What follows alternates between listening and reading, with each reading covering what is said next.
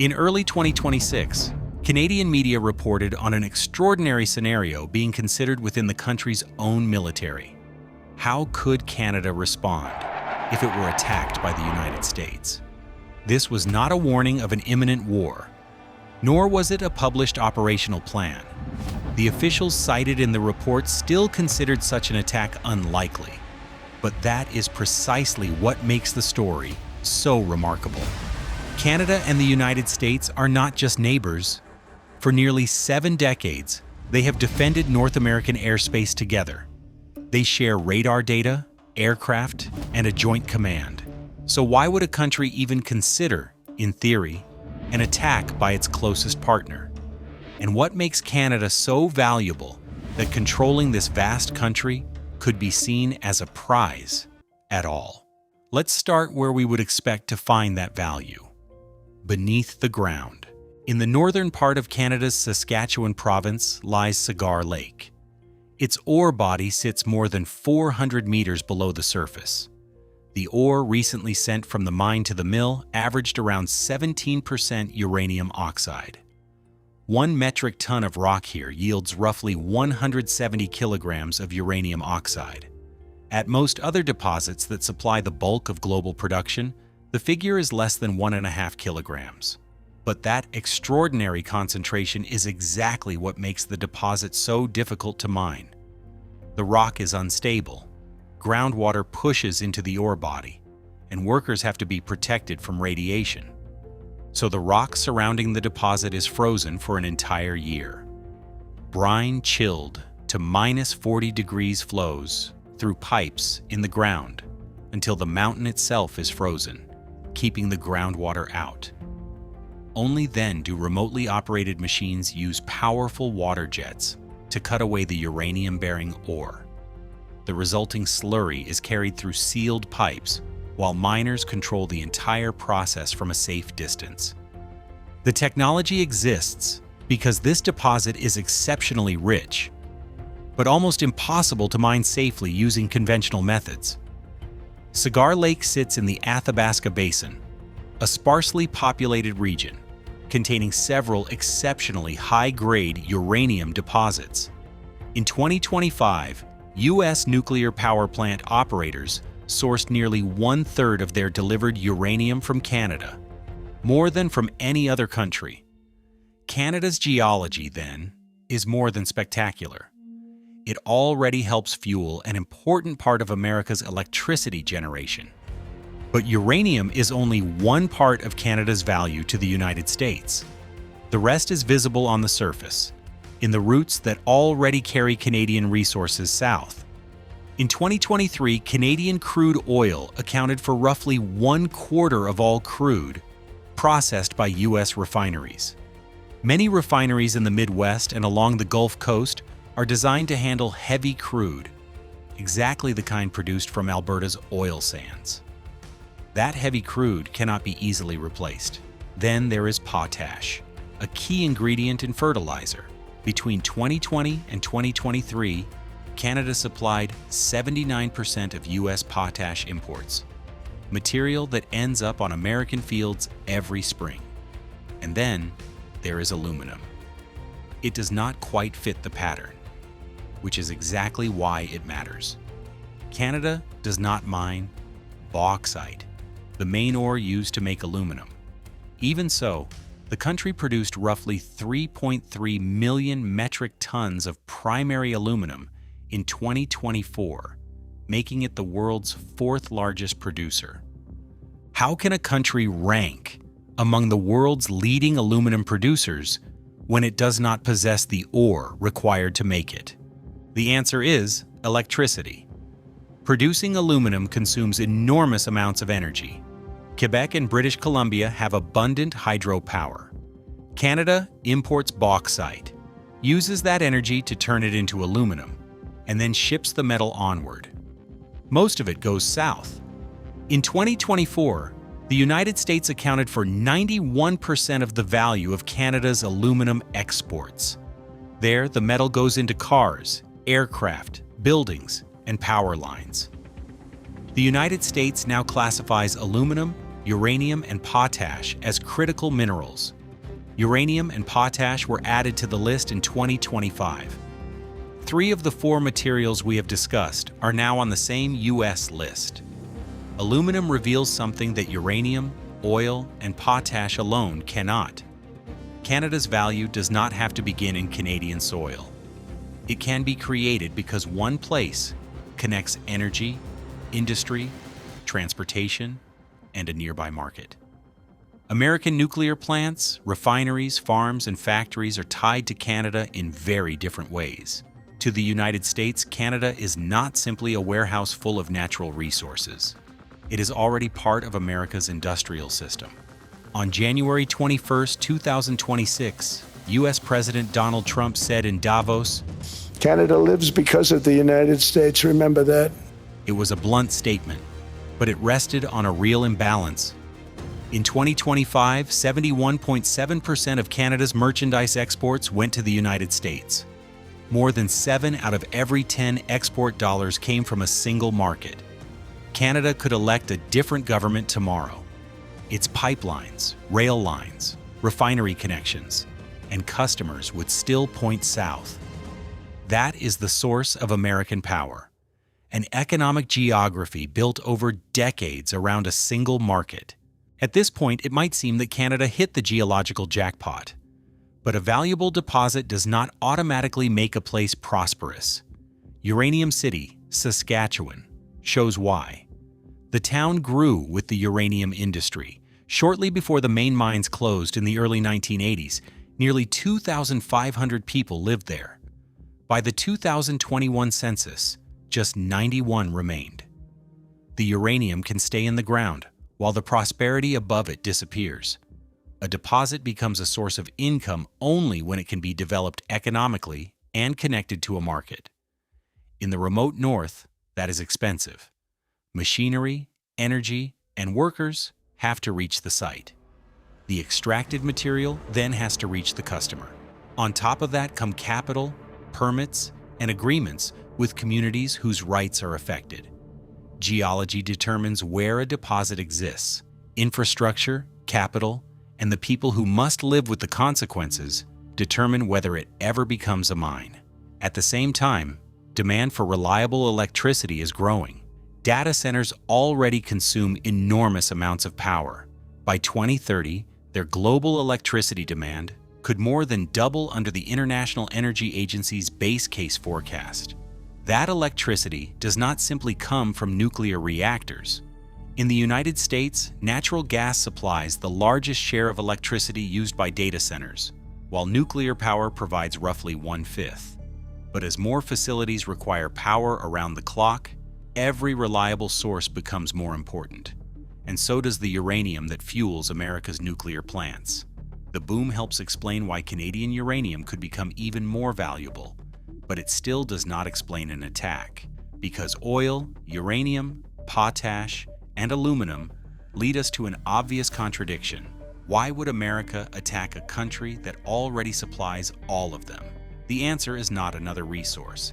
It lies in a second, entirely different form of value: Canada itself, where it is, and how far it extends north. What happens in Canada's north is critical to the security of the entire continent. To see this second source of Canada's value, we only have to turn the map around and view the continent from the North Pole.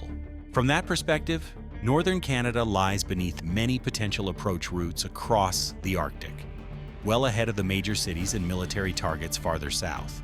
Anyone approaching North America from that direction reaches Canada's north first.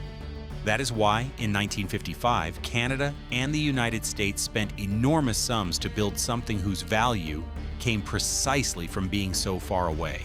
On March 21st, 1955, Canada and the United States announced construction of the Distant Early Warning Line, a chain of radar stations running roughly along the 69th parallel from Alaska across the Canadian Arctic and toward Iceland. The historic line consisted of 63 sites, 42 of them on Canadian territory. The United States financed and built most of it. Its purpose was to detect Soviet bombers early if they approached from the north.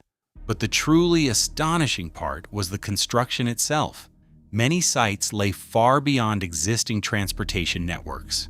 During the brief Arctic summer, ships and icebreakers carried supplies to the coast. Some of it had to be unloaded onto shallow beaches. Transport planes landed on newly built gravel airstrips, prefabricated buildings, antennas, fuel, generators. Everything had to be moved north within a matter of months. These teams did not simply install radar equipment. They built self-contained technical outposts with their own power, workshops, living quarters, and communications links to the south. The line became operational on July 31, 1957, just over 2 years after it was announced. A U.S. military history that was later declassified described its construction as an undertaking of epic proportions. Why did it make sense to undertake a project that would never have paid off as an ordinary commercial venture? The answer becomes clear when we look at the same distance from two different perspectives. For a mine, every additional mile adds cost. Fuel, workers, and replacement parts have to travel farther, and the extracted material has a longer journey to the customer. Distance turns valuable rock into a more expensive product. For the defense of North America, however, that same distance can be useful. Thousands of miles separate Canada's Arctic coast from the major cities farther south. If a radar detects a threat up there, it has not yet reached its target. Those miles cannot stop an attack, but they can give the Joint Command time to verify a signal, track the threat, and decide how to respond. The value of an extra minute depends on the threat, its speed, and the sensors available. But for the people who must assess that threat, it can widen the margin between acting in time and acting too late.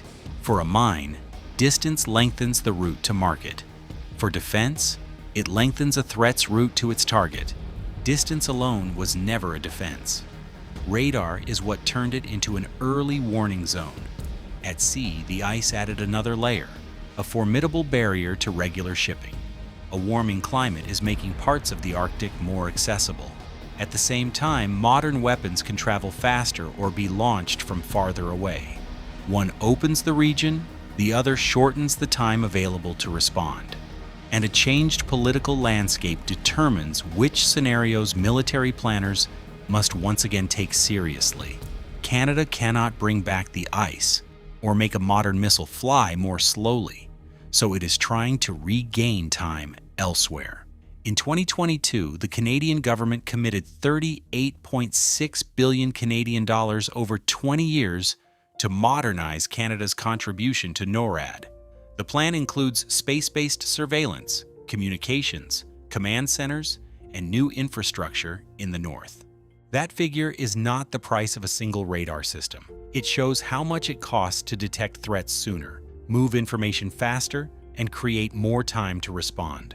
One example sounds counterintuitive. The first installations for Canada's new Arctic radar system are set to be built in southern Ontario. Conventional radar is limited by the curvature of the Earth. The new Arctic over-the-horizon radar system bounces radio waves off the ionosphere and back toward the ground, allowing it to look thousands of miles farther north. If it were placed farther north, auroral activity would interfere with its performance. So the radar sits in the south precisely because it needs to see far into the north. We saw what this joint system looks like in action on February 11, 2023. That day, a U.S. fighter jet operating under NORAD command shot down a high-altitude object over central Yukon. The operation was directed by Canadian Prime Minister Justin Trudeau, with the concurrence of U.S. President Joe Biden. The aircraft was American, the airspace was Canadian. The command was joint, but political authority remained sovereign. One shared system, backed by two sovereign governments. The Canadian portion of today's North Warning System includes 10 long-range radar sites, 36 unattended short-range radar sites, and 5 logistics support sites. They have to be powered, monitored, repaired, and reached on a regular basis. Since 2022, operations and maintenance have been handled by Nasatuk, an Inuit majority-owned company. That is what separates territory on a map from a real capability. A location becomes useful only when people, technology, contracts, and daily work make it usable. The shared warning system shows how closely Canada and the United States can work together. But it does not erase the imbalance of power between them. Aluminum's, of all things, reveals just how unequal that partnership can be. Canada is the world's fourth largest producer, and in 2024, the United States accounted for 91% of the value of its aluminum exports. Even so, Washington imposes steep tariffs on Canadian aluminum. Canada can be essential to U.S. industry and still hold the weaker hand in the same relationship. Washington does not need to control a smelter in Quebec to apply political pressure. Access to the U.S. market is enough. Canadian Prime Minister Mark Carney addressed this exact imbalance in Davos on January 20th, 2026. He said, "Middle powers must act together because if we're not at the table, we're on the menu." Canada has a seat at the table, but the two sides do not carry equal weight. And that brings us back to the question we began with. What could the United States gain by controlling Canada that it does not already receive through trade, market power, and cooperation? Canada did not suddenly become valuable in 2026. The uranium, oil, potash, and aluminum industries were already there. So was the strategic position of the North. What changed was the political trust that had made access to that value seem automatic. Once even an unlikely rupture between the two neighbors becomes imaginable, military planners begin gaming out the consequences. The United States already receives Canadian oil, uranium, potash, and aluminum. Through NORAD, the two countries use Canada's north as a shared early warning zone. An attack would endanger supply chains, contracts, political consent, and daily cooperation, the very systems that make Canada valuable to America. Territory can be occupied by force. A functioning system cannot be seized along with the land. It depends on the people who operate it, and on cooperation that both sides are willing to sustain. That is why a sovereign Canada, as a partner, is more valuable to the United States than a Canada it would have to control. Uranium City showed us that even treasure in the ground cannot guarantee lasting prosperity. Canada's north reveals the second form of value. There, the decisive asset is not beneath the ground. It lies in thousands of miles of open space, a distance that can give an entire continent crucial minutes of warning. Canada has both resources America needs and a geography America cannot replace. But land alone does not create prosperity, and distance alone does not create security. It takes maintained antennas, honored agreements, and two governments working together to turn them into a system that functions. That is where the fortunes of place are made.